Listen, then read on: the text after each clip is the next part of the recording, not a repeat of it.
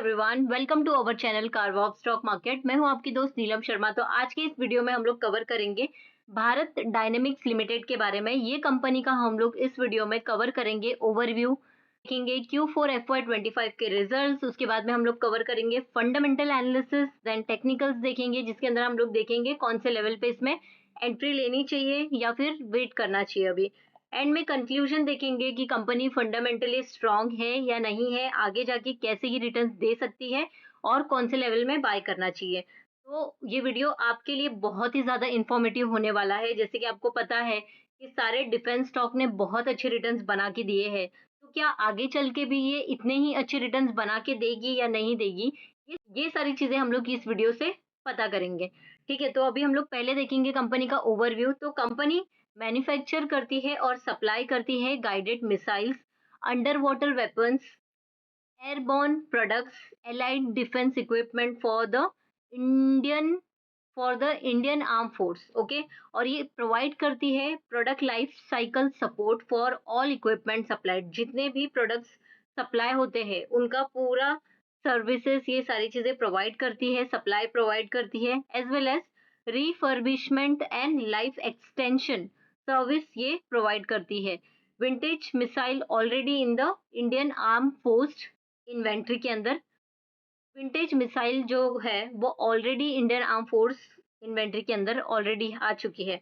हम लोग कंपनी का फाइनेंशियल यहाँ पे नंबर्स देख लेंगे कैसे आया है। जो भी नंबर है ये लैक्स में है। ये Q4 FY25 के नंबर है, ये प्रीवियस ईयर के सेम क्वार्टर का नंबर है और ये प्रीवियस क्वार्टर का नंबर है। FY24 के नंबर से ये और FY25 का फुल ईयर का नंबर है। तो टोटल इनकम कंपनी की आप देखेंगे तो यहाँ पे कंटिन्यूसली ये इंक्रीज होते जा रही है, quarter on quarter and year on year. Full year के हिसाब से भी देखेंगे तो टोटल इनकम इसकी इंक्रीज हो गई है। टोटल एक्सपेंसेस भी उस हिसाब से इसके इंक्रीज हो गए हैं कंटिन्यूसली। अब यहाँ पे हम लोग प्रॉफिट फॉर द पीरियड, तो कंपनी का जो प्रॉफिट फॉर द पीरियड है प्रीवियस ईयर के सेम क्वार्टर से अगर कंपेयर करते हैं तो कंपनी का प्रॉफिट यहाँ पे कम हो गया है और प्रीवियस क्वार्टर से कंपेयर करेंगे तो प्रॉफिट इंक्रीज हो गया है। फुल ईयर का देखेंगे तो प्रॉफिट यहाँ पे कम हो गया है। तो प्रीवियस ईयर में 61,272 लैक्स का था और अभी हो गया है 54,964 लैक्स का। तो यानी कम हो गया है कंपनी का ईयर ऑन ईयर ग्रोथ यहाँ पे। अब यहाँ पे टैक्स देखेंगे तो कंपनी ने बहुत ज्यादा यहाँ पे टैक्स यहाँ पे किया है, जिसकी वजह से इनका प्रॉफिटेबिलिटी कम हो गई है। ईपीएस भी कंपनी का आप देख सकते हो 7.44 हो गया है। प्रीवियस क्वार्टर से तो इंक्रीज हुआ है लेकिन प्रीवियस ईयर के सेम क्वार्टर से कम हो गया है। फुल ईयर का भी देखेंगे तो ईपीएस इसके कम हो गए हैं। तो ओवरऑल इससे समझ में आता है कि कंपनी ने बहुत ज्यादा अच्छा परफॉर्मेंस नहीं दिया है। ये पॉइंट आप नोट करके रख लीजिए कि कंपनी का रिजल्ट्स बहुत ज्यादा अच्छा नहीं आया है। भारत डायनेमिक्स का वीकली चार्ट देख लेंगे तो वीकली चार्ट में आप देख सकते हो यहाँ पे क्लियरली इसने बहुत ही अच्छा रिटर्न बना के दिया है। इसने ये डबल बॉटम बनाया था, डबल बॉटम को इसने बहुत ही अच्छे से यहाँ पे बनाया है। यहाँ पे हम लोग देख लेंगे कंपनी का ये वीकली चार्ट है और इस लेवल पे क्या इसका प्राइस बना था। वाह, देख सकते हो 940 के लेवल पे इसका बहुत ही अच्छा डबल बॉटम बना और फिर इसने यहाँ से लेके यहाँ तक बहुत ही अच्छे रिटर्न्स दिए हैं।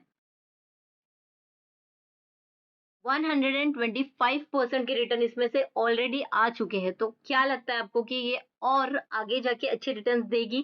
तो मैं यहाँ पे सिर्फ इतना ही बोलूंगी कि ये 125 के रिटर्न्स ऑलरेडी आ चुके हैं। अगर आप देख सकोगे यहाँ पे वॉल्यूम इसकी बहुत ही ज्यादा हाई है, बहुत ही ज्यादा इसने अच्छे रिटर्न्स दिए हैं। बट अभी मुझे क्या लग रहा है ना कि ये अब डिफेंस सेक्टर ने बहुत ज्यादा पैसा बना के दिया है लोगों को। अब इसमें थोड़ा-सा कूलिंग पीरियड आएगा। इसके अंदर प्रॉफिट बुकिंग होगी क्योंकि ये पैसा रोटेट होगा किसी और कंपनी में, ठीक है? अब यहाँ पे हम लोग डेली चार्ट देख लेंगे ये, तो क्लियरली आपको दिख सकता है ये कितना प्यारा इसने 3 बार सपोर्ट बनाया है एंड ये सपोर्ट को उसने यहाँ पे बहुत ही अच्छे से ऊपर गया है ये। कोई रिटेस्ट नहीं हुआ, कुछ नहीं हुआ इसके अंदर, डायरेक्टली इसने अप ट्रेंड बना दिया है, बहुत ही शानदार। अब यहाँ से ये कंपनी का प्राइस थोड़ा मुझे लगता है करेक्शन आके इधर यहाँ पे आके रुकेगा क्योंकि यहाँ पे एक इसका रेजिस्टेंस दिख रहा है। और मुझे ऐसा लगता है कि कंपनी के रिजल्ट्स अच्छे नहीं आए हैं और वॉर की वजह से इसका जो भी स्टॉक प्राइस है बहुत ज़्यादा इंक्रीज़ हो गया है और अभी ये हाई वैल्यूएशन पे मिल रही है। तो मुझे ऐसा लगता है कि इसमें बहुत जल्दी करेक्शन आएगा और ये यहाँ पे प्रॉफिट बुकिंग चालू हो सकती है। लेकिन यहीं से चालू होगी, ये मैं नहीं बोल रही हूँ। ये शायद और ऊपर जाके प्राइस में करेक्शन आ जाए या फिर यहाँ से ही करेक्शन आ जाए या फिर यहाँ से या फिर यहाँ पे आने के बाद में ये वापस से ऊपर जाए एंड फिर यहाँ से करेक्शन आ जाए। कुछ भी हो सकता है स्टॉक के अंदर। तो हमें क्या देखना है, कंपनी फंडामेंटली स्ट्रॉन्ग होनी चाहिए और आगे जाके ये ग्रोथ दे सकती है या नहीं दे सकती है। तो अभी जिस कंपनी में ऑलरेडी 125% का रिटर्न आ चुका है, तो बहुत ज़्यादा चांसेस है, लेकिन मैं ये नहीं बोल रही हूँ कि 100% चांसेस है। बहुत ज़्यादा चांसेस है कि इसमें प्रॉफिट बुकिंग होना स्टार्ट हो जाएगा अभी।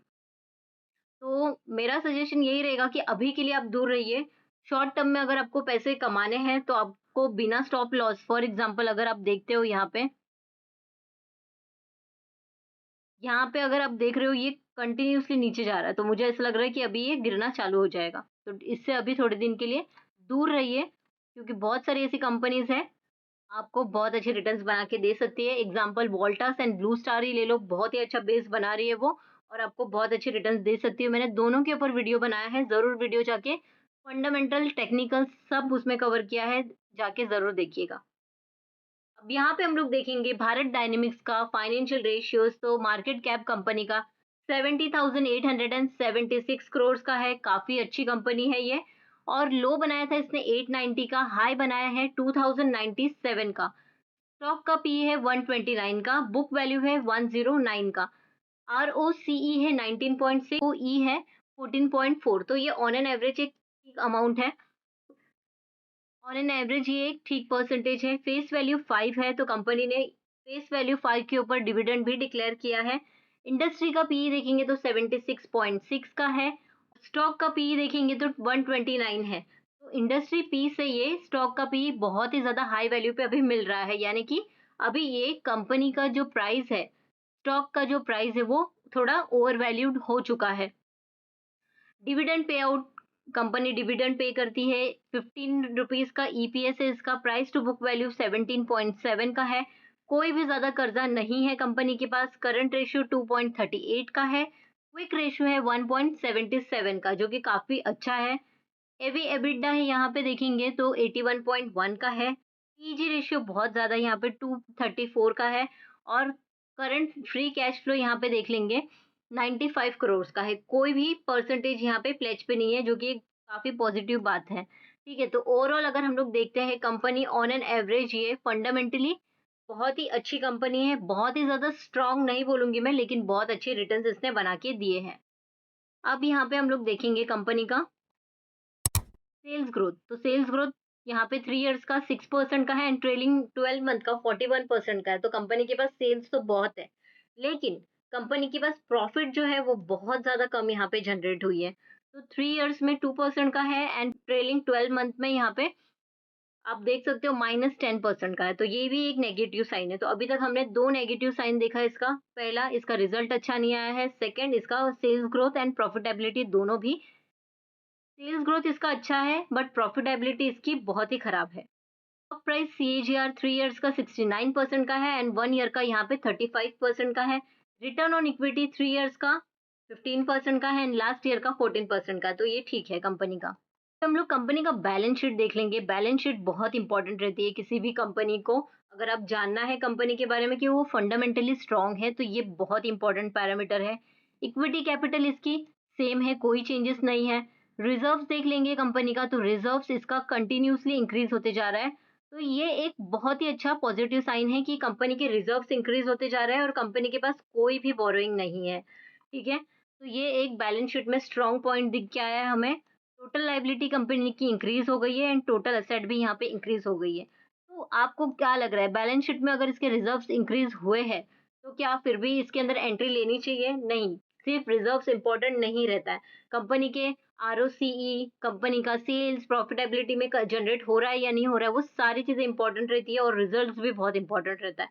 तो अभी तक हमने इसका एक ही प्लस पॉइंट देखा है कि ये कंपनी का जो रिजर्व्स है वो इंक्रीज होते जा रहा है। यहाँ पे कैश फ्लो देख लेंगे तो ऑपरेटिंग एक्टिविटी 167 का हो गया है, जो कि काफ़ी अच्छा है, कम हो गया ये।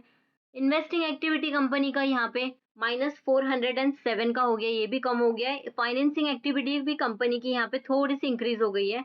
नेट कैश फ्लो कंपनी का यहाँ पे माइनस में ही अभी भी अवेलेबल है। रेशियोज़ देख लेंगे, डेटर डे का 90 हो गया है, 48 था पहले, अभी 90 हो गया है, जो कि पॉजिटिव साइन नहीं है। इन्वेंट्री डे देखेंगे तो इन्वेंट्री डे कम हो गया है, ये एक पॉजिटिव साइन है। देन डे पेएबल यहाँ पे कंपनी का थोड़ा-सा इंक्रीज़ हो गया है, तो चलता है उतना। कैश कन्वर्जन साइकिल देख लेंगे तो 338 का हो गया है, पहले के कंपैरिजन में कैश कन्वर्जन साइकिल इम्प्रूव हो गई है। वर्किंग कैपिटल डे कंपनी का यहाँ पे इम्प्रूव हो गया है। और ओवरऑल अगर हम लोग आरओसीई देखेंगे पहले से लेके अभी तक का, तो ये कंटिन्यूअसली कम होते जा रहा है। तो ये एक और नेगेटिव पॉइंट मिल गया हमें कि कंपनी का आरओसीई टाइम टू टाइम कम होते जा रहा है, लेकिन जो कंपनी का ROCE time to time increase होते जाता है वो कंपनी अच्छी रहती है। तो कंपनी का शेयर होल्डिंग पैटर्न देखेंगे तो प्रमोटर का जो होल्डिंग है 74.93% का है, बहुत ही स्ट्रॉन्ग प्रमोटर होल्डिंग है यहाँ पे। एफआई ने इसके अंदर ऐड किया है 3.25 का, और डीआई ने भी इसके अंदर ऐड किया, तो एफआई और डीआई ने ऐड किया है, इसके लिए इसका स्टॉक का प्राइस आपने देखा बहुत ही ज्यादा इंक्रीज हो गया, राइट। 125% प्लस इसने इंक्रीज हुआ है। वो क्यों हुआ? क्योंकि एफआई और डीआई ने भर भर के इसमें एंट्री ली है, इसकी वजह से हुआ। अब उसके अंदर से वो प्रॉफिट बुक करना स्टार्ट करेंगे, क्योंकि वॉर थोड़ा सा अभी शांत हो गया है, इतना कुछ है नहीं, अभी कोई न्यूज नहीं आ रही है। लेकिन डिफेंस सेक्टर तो हमारा फ्यूचर ही है, फ्यूचर में जाके ये कंपनी बहुत ही ज़्यादा आगे अच्छे रिटर्न्स दे सकती है, लेकिन अभी इसको थोड़ा-सा कूल होना पड़ेगा, थोड़ा और करेक्शन होके एक अच्छे लेवल पे मिलना पड़ेगा, तब जाके इसके अंदर आपको रिटर्न्स मिलेंगे। तो जिसने ऑलरेडी बाय कर लिया है, उसने तो प्रॉफिट बना लिया, लेकिन आप बिल्कुल ये मत सोचना कि अभी एंट्री लेके आप लोग तुरंत प्रॉफिट बना लोगे, तो बिल्कुल ऐसी गलती मत करना। यहाँ पे हम देखेंगे गवर्नमेंट का कोई होल्डिंग नहीं है, एंड यहाँ पे पब्लिक ने सेल करना चालू कर दिया, तो पब्लिक के स्टेक कम हो गए थे मार्च में, और यहाँ पे इनका एफआईआरडीआई ने एंट्री लिया था, तो overall share holding pattern company का काफी अच्छा है। तो ये था कंपनी के बारे में, हम लोग ने डिटेल एनालिसिस कर लिया है, रिजल्ट अच्छे नहीं आए हैं। सेकेंड, कंपनी का जो आरओसीई है वो कम होते जा रहा है। थर्ड, इसने बहुत ऑलरेडी रिटर्न दे चुके हैं, और टेक्निकली ये अभी थोड़ा-सा डाउन ट्रेंड में जा रहा है। फोर्थ, ये राइट टाइम नहीं रहेगा इसमें एंट्री लेने का, अगर आपको एंट्री फिर भी लेना है तो बिना स्टॉप लॉस के आप बिल्कुल मत लीजिएगा। ठीक है, तो ये था कंपनी का डिटेल एनालिसिस, हम लोग ने कर लिया, फंडामेंटल, टेक्निकल, ओवरव्यू सारी चीज़ें कवर कर ली है। आपको क्या लगता है ये कंपनी के बारे में, मुझे कमेंट करके बताइए।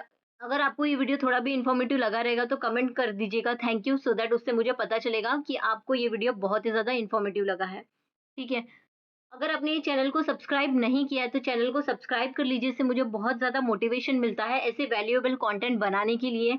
बेल आइकन पे ज़रूर क्लिक कीजिएगा, सो दैट आने वाले हर एक वीडियो की नोटिफिकेशंस आपको टाइम टू टाइम मिलता रहे। Thank you for watching this video, मिलते हैं अगली वीडियो में, तब तक के लिए हैप्पी इन्वेस्टिंग।